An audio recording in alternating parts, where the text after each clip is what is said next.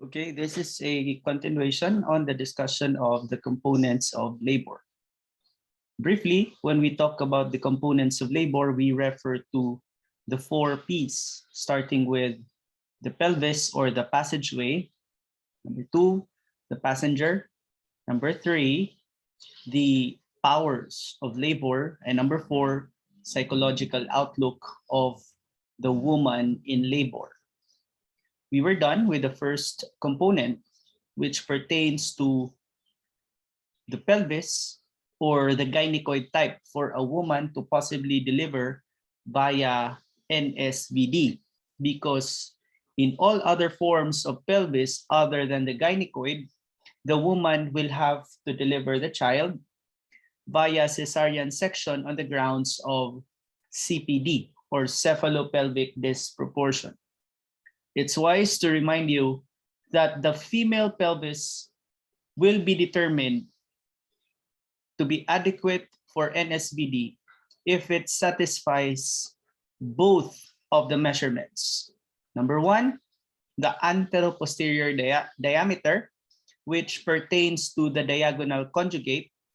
And number 2, the transverse diameter, which is measured by means of measuring the distance between the 2 ischial tuberosities.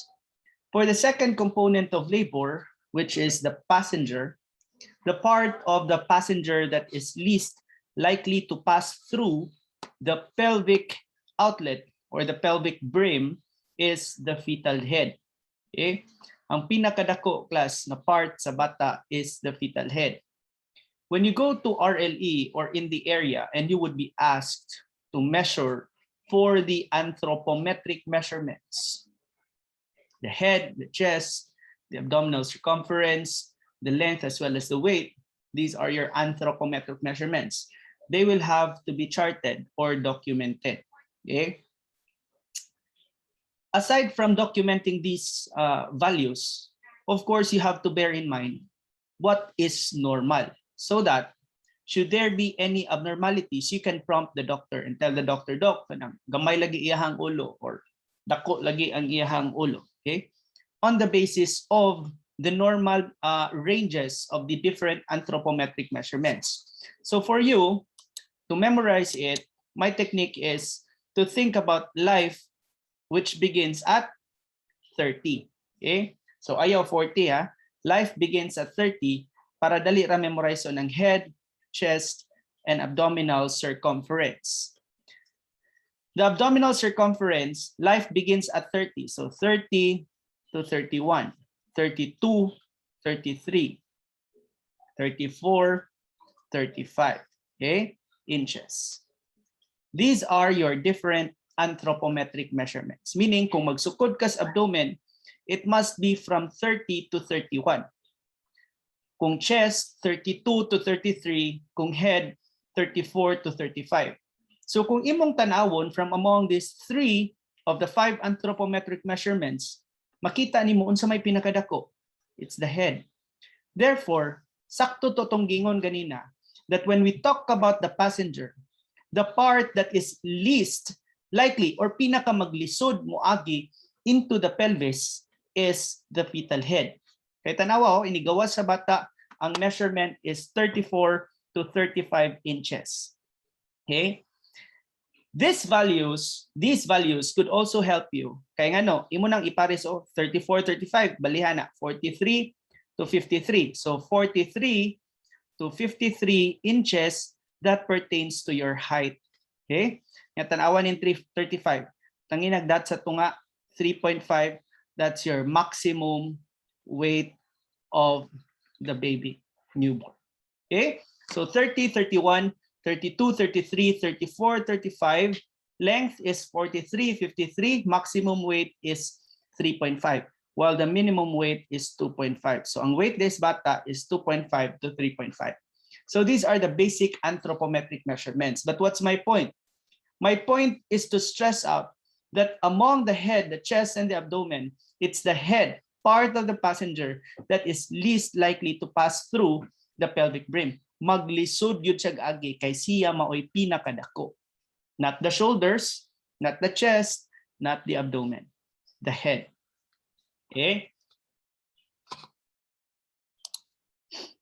Because of the size of the head or of the skull in passing through the pelvic brim, so gamay kaayo ang pelvic area, ang vaginal area, dito sa cervical canal, vaginal canal, cervix, and as well as the pelvis.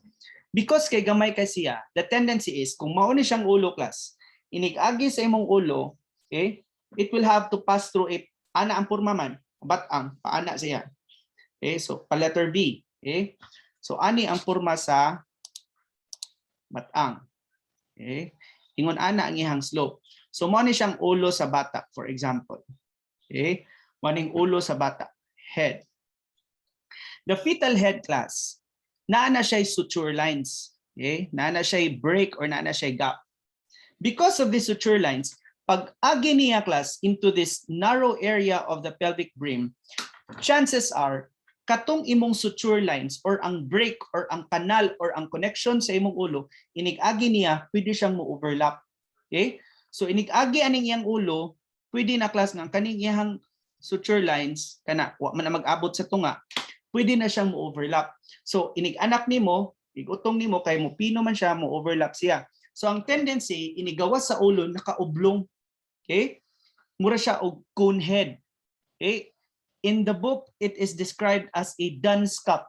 D-U-N-C-E space C-A-P. Dunn's cup. Mura gani kao sa mag-birthday. Ingon ana ang porma, mura siya ma-cone head, no? Mura pyramid ang ulo. Ngano man na siya nahitabo? That's because of the overlapping of your suture lines. The overlapping of the suture lines, okay, over the scalp, brought about by the pressure of the uterine contraction over a cervix that is not so dilated, no? Mao nang mopurma siya og mura og cone head. We call that, class, as your molding. Okay? So ang molding, ang imong suture lines kay moagi siya sa cervix nimo nga dili pa open, mo overlap. Resulta, ang ulo murag ma-oblong, murag ma-cone head.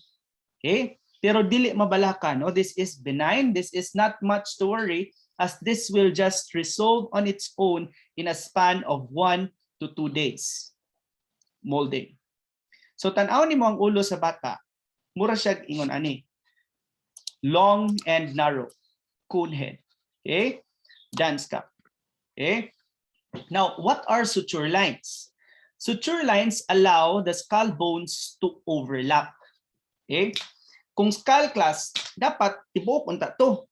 Pero for a period of the first year of life on the average, kani siyang suture lines na pa na siya space or gap.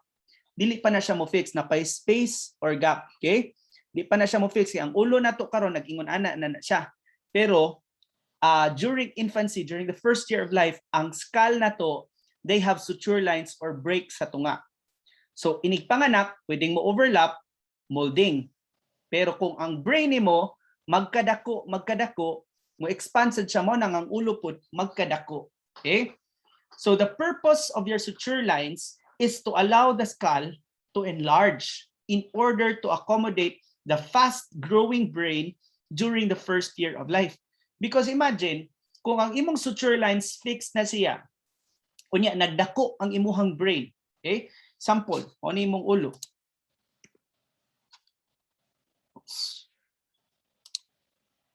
Okay? Example, mao ni imong ulo versus ang ulo nga ingon ani, napa siya suture lines. Okay? If ang imong brain magkadako, class, nya ang imong skull is fixed, then there will be an increase in the pressure inside the head. Ba? Pero kani, if the brain enlarges, the skull not being fixed yet on the suture areas can potentially expand. Pwede pa siyang mudako. Okay? So that is the reason why, as long as the suture lines have not yet been fixed, wala pa gyud na siya mo pilit, the head or the skull can expand. It can expand without limits, as in the cases of hydrocephalus. Unang ang ulo pirtig yung dako. Ngano man ang nidako? Tungod kay nitaas ang pressure sulod sa iyahang skull. Kung dili pa fixed ang suture, pwedeng mudako. Pero kung fixed na ang suture, dili mo dako pero taas kaayo ang pressure sa sulod. We call that condition as increased ICP. Okay? So, kung ang pressure sa sulod sa utok, sa brain, kung ang pressure sa brain or sa fluid nga nag-surround sa brain called your cerebrospinal fluid mo increase gani, unya wala pa ma-fix ang suture, pwedeng mo expand. We call that hydrocephalus. But kung mudako ang brain or mudaghan ang tubig nga nag-surround sa imuhang brain called your CSF fluid, unya fix na ang suture lines, unsay problema niya, unsay sakit niya, increased intracranial pressure. Nganong ingon ana man na? It all boils down to the fact nga naatay suture lines sa atuang skull. Okay? Ang iyahang purpose gyud nganong wala pa na siya mo fix is during the first year of life, the fastest growing organ in the body is the brain. So as the brain grows, the skull also expands to accommodate the growing brain. And then eventually, mo close na pud tong imuhang skull. Kay di naman mo tubo ang brain. Okay? So walay hydrocephalus ha kung mo close na ang imuhang suture lines. Pero wala pa mo close, maunang pwede kang magka-hydrocephalus. Okay? And in the same manner, kung makompress po siya, pwede siyang mag-overlap. Unsa na nga condition? Molding. Okay? So suture lines allow the skull bones to overlap and it provides allowance for further brain growth and development. So in short, no? Na atay suture lines, wala pa na mo pilit ang bukog, ang sinumpayan, wala pa na mo pilit, tungod kay aron pwede pa siyang mudako samtang ang utok magkadako in the first year of life. Suture lines. So asa man na siya dapita, class? These are your different suture lines. Okay? So here, this one here, ato sang identify unsa man siya nga bone diri. You had this in your anatomy. Unsa man nga bone? These are your frontal bones, okay? Frontal bone, okay? These are your parietal bones, okay? Kani siya occipital bone, okay? There are 2 frontal bones, 2 parietal bones, and 1 occipital bone. There is a gap in between the 2 frontal bones. That's why we call this as your frontal suture. Okay? Unsay tawag sa suture found between the 2 frontal bones? We call that your frontal suture. Between the 2 parietal bones is also a suture line. Between the 2 parietal bones, we call the suture as your sagittal suture. Sa gitna, no? Sagittal suture. Between your frontal bone and your parietal bones are also another sutures. We call this as your coronal suture. So nanantay frontal, coronal, sagittal. Between the parietal bones and the occipital bone are also suture lines. Unsa man nga suture lines? These are called your lambdoidal suture. Lambdoidal sutures. So how many suture lines are there in a skull? Upat. Frontal, coronal, sagittal, lambdoidal. Ang potential question din ha, class, is kung pangutanon mo, what suture line exists between the frontal and the parietal bone?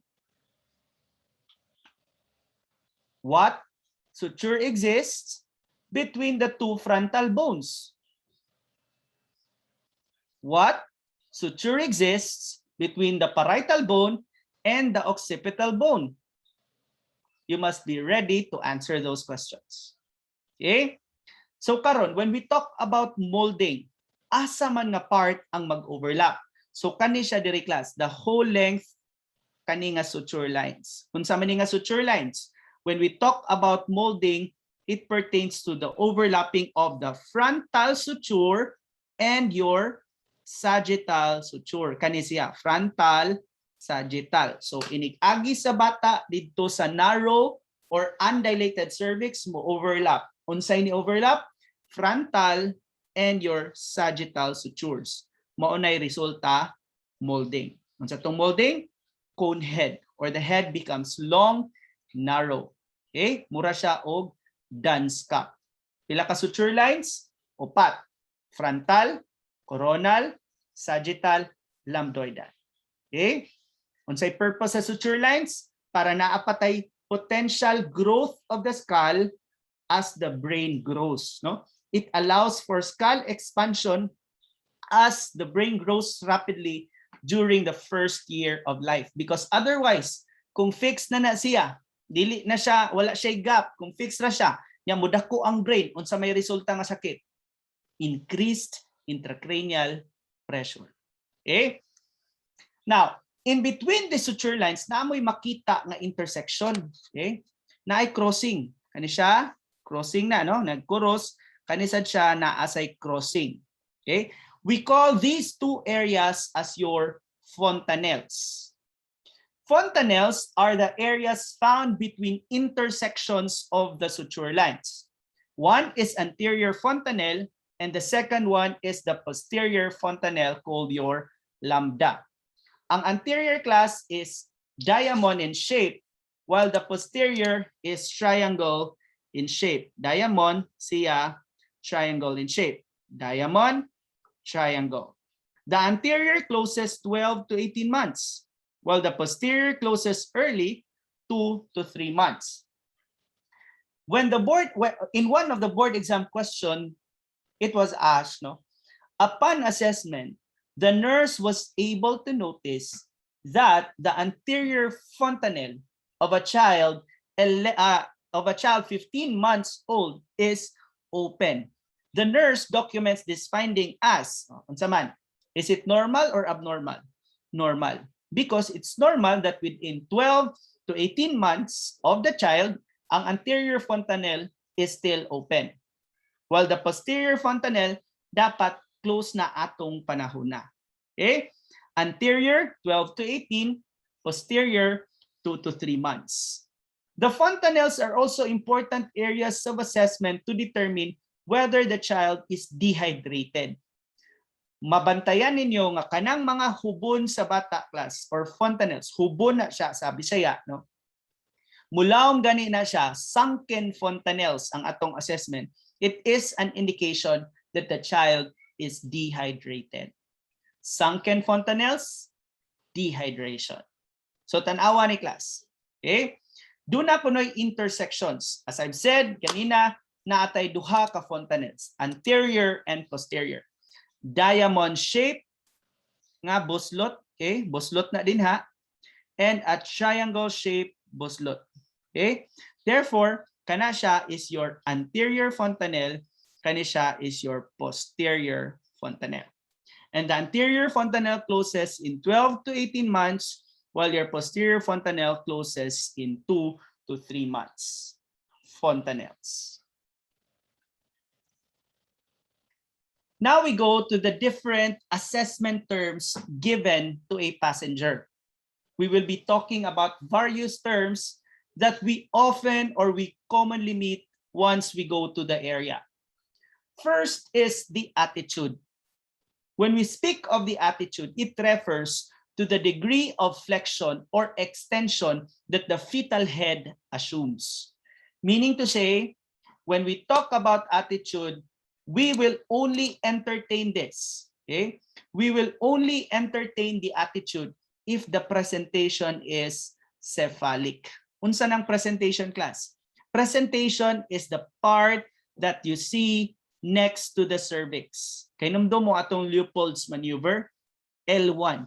What is in the fundus? So if in the fundus is soft, lubot man to. Therefore, the presentation is cephalic. Nganong niingon man ta cephalic ang presentation?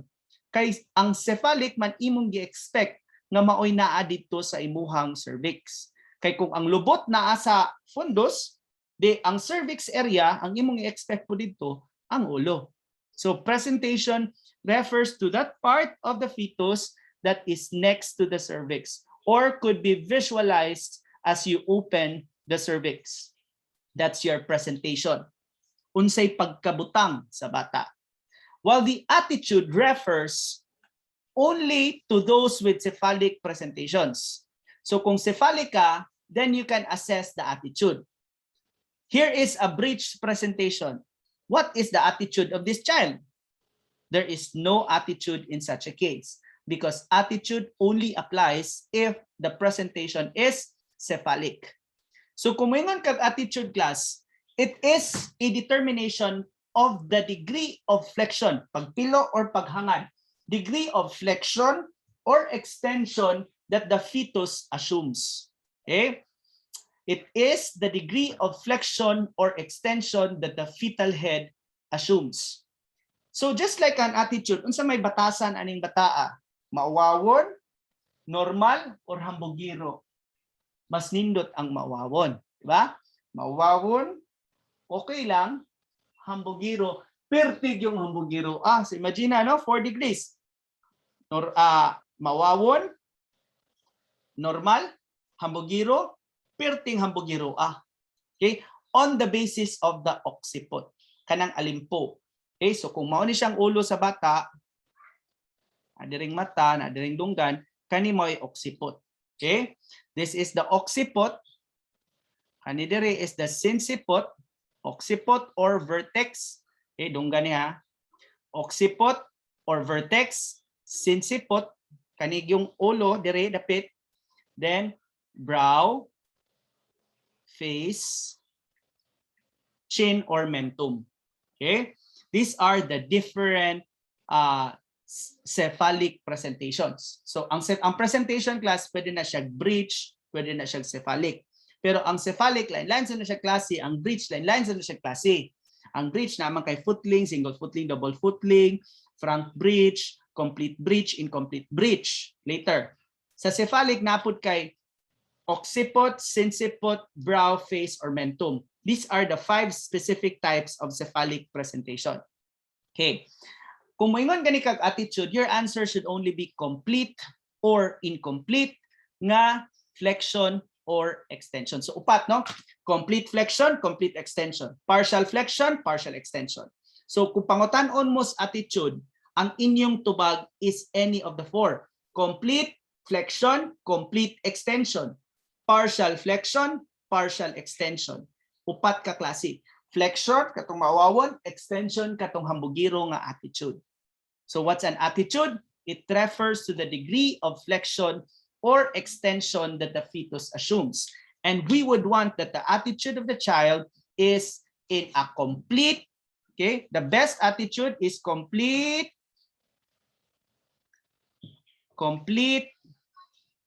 flexion, okay? This is the best attitude. Meaning, ang makita nimo sa cervix is kaning occiput or vertex. Kay aron makita ang alimpo, kinahanglan mo duko kag pag-ayo. The chin must touch the chest. So if the chin touches the chest, that's a complete flexion attitude. And that's the best type of attitude because it presents the smallest cephalic diameter. I-compare good class kung magduko ko, so kaning alimpo, maoy mas gamay compared sa kung maghangad ko, mas masangit ko. Kung magdukdok taglansang, kung mauning kahoy, magdukdok taglansang, ana gyud ang lansang og porma, di ba? We start pushing first the smallest diameter so that the rest of the body can enter the wood. Mao po ni siya. Kinahanglan, we present the smallest diameter of the head para the rest will follow. Okay? Kay kung magdukdok kag lansang, unahon ni nimong ulo, awahi ang talinis, di gyud na siya masud. Kinahanglan gina siya cesarean section og ingon ana. Okay? For as long as the child is in a state of complete flexion, most likely ma-deliver na siya by normal spontaneous vaginal delivery. The best attitude, mawawon, complete flexion. Okay? So these are the different types of fetal attitude. Complete flexion, partial flexion, partial extension, complete extension. Okay? Complete flexion is described as a state where the chin touches the chest. The chin must touch the chest. That's a complete flexion. Ang partial flexion is a military position, alert position. Military or alert. Stand straight lang ka. Attention. So straight lang ka, no? So this is straight. Okay, this is partial flexion. This is complete flexion. Complete flexion, partial flexion, partial extension, complete extension. So upat ka klase ang fetal attitude.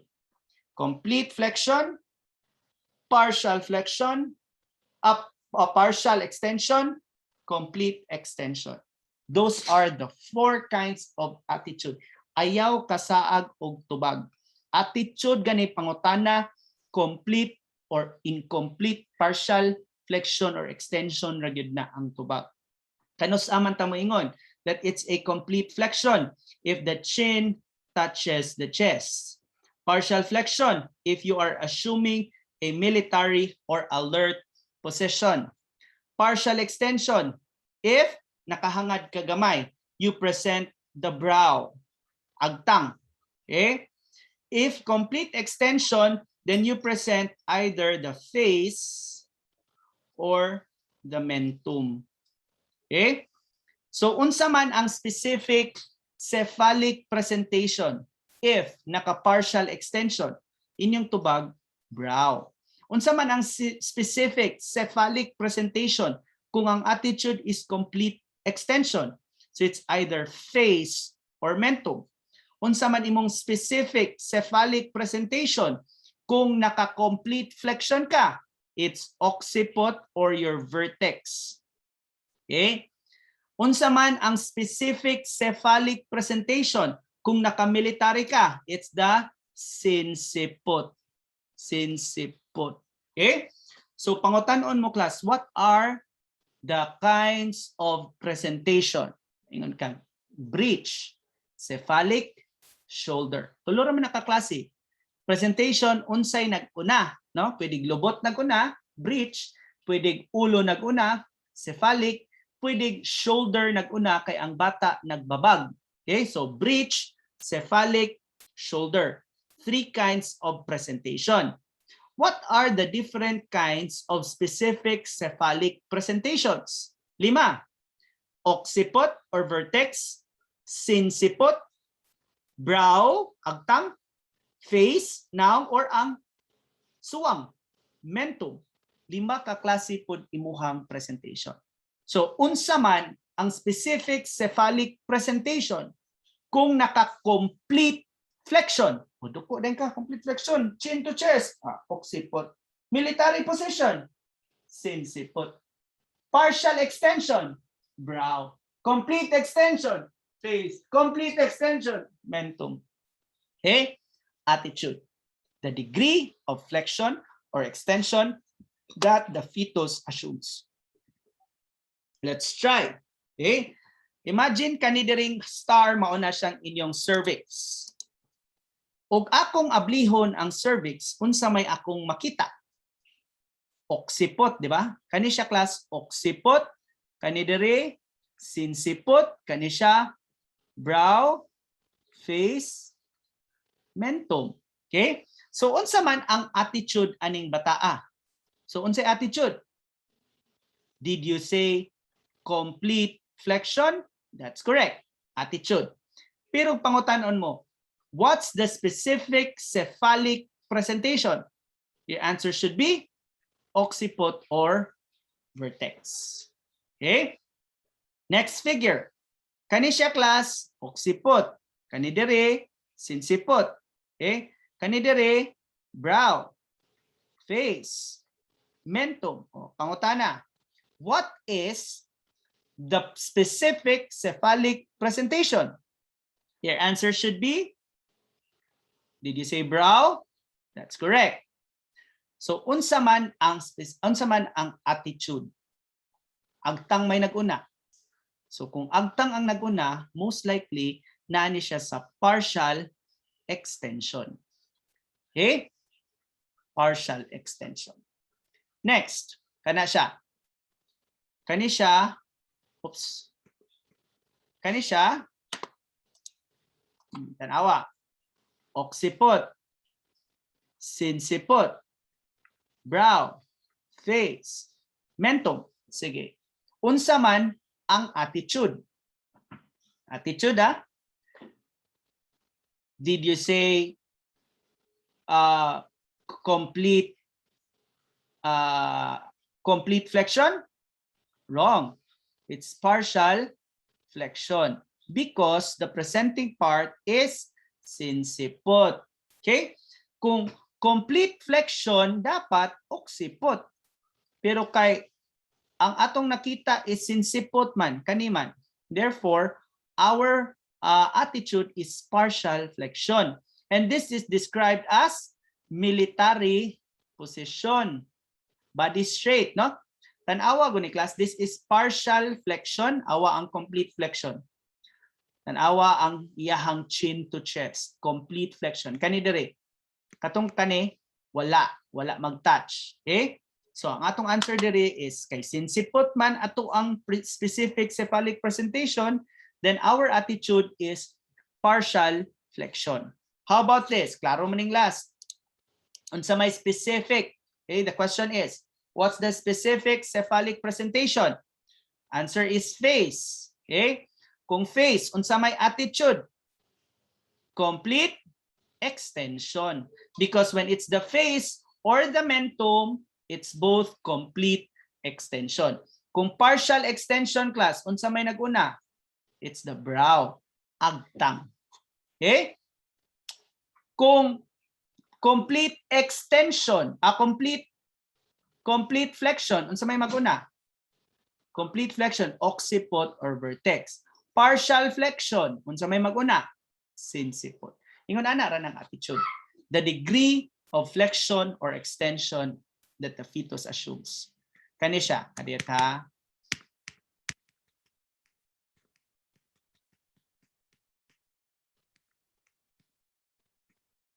Kani, let's try the second figure. What's the attitude? Second figure. What is the attitude?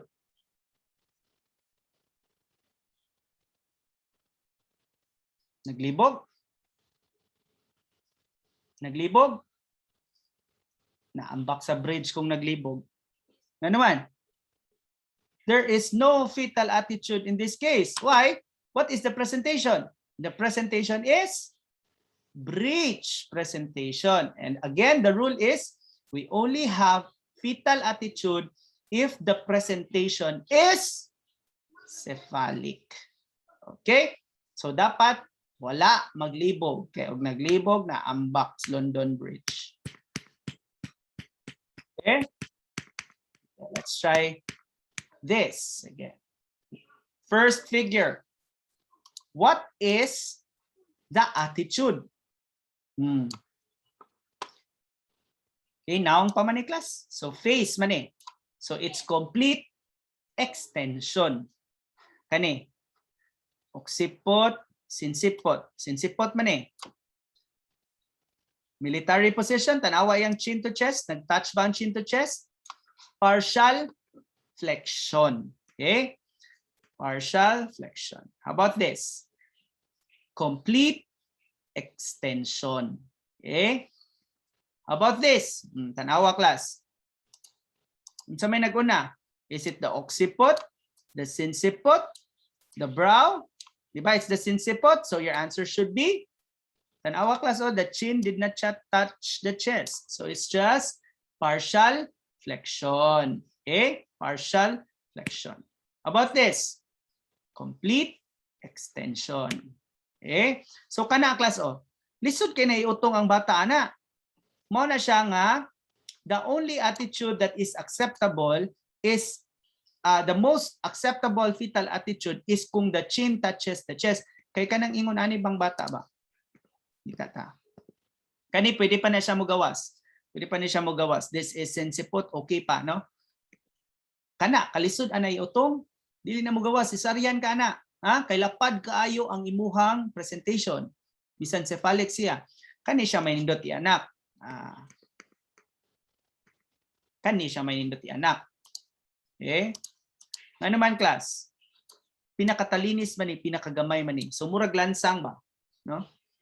Una o gawas ang smallest and then the rest will follow. Okay? So the best fetal attitude is complete flexion. What's the presenting part sa complete flexion? Cephalic, specifically occiput or otherwise called vertex. Okay? So that's the attitude. We will continue the discussion with a next video. Thank you.